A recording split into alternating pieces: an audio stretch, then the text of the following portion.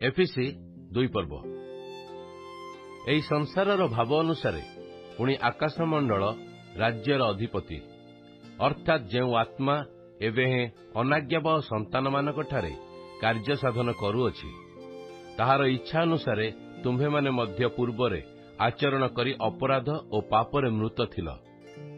सेही अनाज्ञाबह संतान मानक सहित आम्भे माने समस्ते मध्य एक समयरे आम्भ मानक शारीरिक अभिलाष अनुसारे जीवन यापन करी शारीरिक और मानसिक कामना पूर्ण करुथुलु। पुणी अन्य मानक परि सुधा स्वभावत क्रोधर पात्र थिलु। मात्र एपरि अपराधरे मृत हेले हे दयासागर जे ईश्वर से आम्भ मानकु जे महाप्रेमरे प्रेम कले सेथि सकाशे आम्भ मानकु ख्रीष्टक सहित सजीव करिअछंती। अनुग्रहरे तुम्भे माने परित्राण पाइअछ।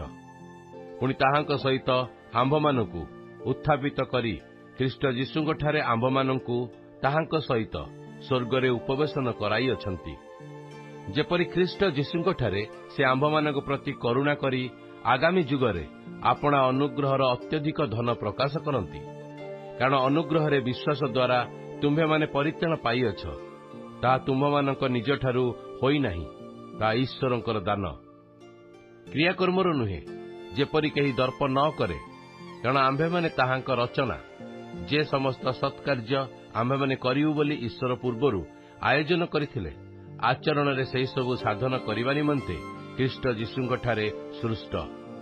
अतएव तुम्भे माने पूर्वरे जेतेबेले शरीर संबंधरे विजाति थिल और शारीरिक भावे हस्तकृत सुन्नति लोकमानक द्वारा असुन्नति बोली ख्यात हेउतिल सेतेबेले तुम्भे माने जे ख्रीष्टଙ୍କ ठारू पृथक इस्राएलर प्रजासत्व रहित प्रतिज्ञायुक्त नियमरे निरंश पुणी जगतरे भरसाहीन और ईश्वर विहीन होइथिल एहा स्मरण कर। किंतु पूर्वे दूर थिल जे तुम्भे माने एबे ख्रीष्टଙ୍କ ठारे ताहांक रक्त द्वारा निकटस्थ होइअछ।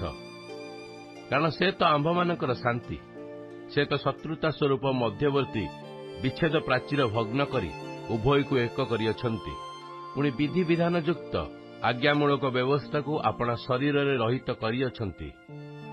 जेपरि से शांति स्थापन करी उभय को आपणा ठारे जणे नुआ लोक स्वरूपे सृष्टि करंती। आउ क्रूस द्वारा शत्रुता विनाश करी तद्वारा उभय को एक शरीर स्वरूप गठन करी ईश्वर सहित मिलित करंती। आउ दूर थिल जे तुम्भे माने पुणी निकटरे थिल जे सेमाने उभयଙ୍କ निकटरे से आसी शांतिर सुसमाचार प्रचार कले। कारण ताहांक दई आम्भे माने उभय एक आत्मांक द्वारा पितांक निकटकु जीवा पई पथ पाइअछु। अतएव तुम्भे माने आउ विदेशी बा प्रवासी नुह किंतु साधुमानक सहित सहनागरिक और ईश्वरଙ୍କ परिवारभुक्त अट। तुम्भे माने प्रेरित और भाववादी मानकर भित्तिमूल उपरे निमित्त होइअछ। यीशुख्रीष्ट स्वयं सेथिर कोणर प्रधान प्रस्तर। ताहांक ठारे प्रत्येक गृह एकत्र संलग्न होई प्रभुंक ठारे गोटे पवित्र मंदिर स्वरूपे वृद्धि पाउअछि। ताहांक ठारे तुम्हे माने मध्य ईश्वरଙ୍କ आत्मिक निवास निमंते एकत्र निर्मित हेउअछ।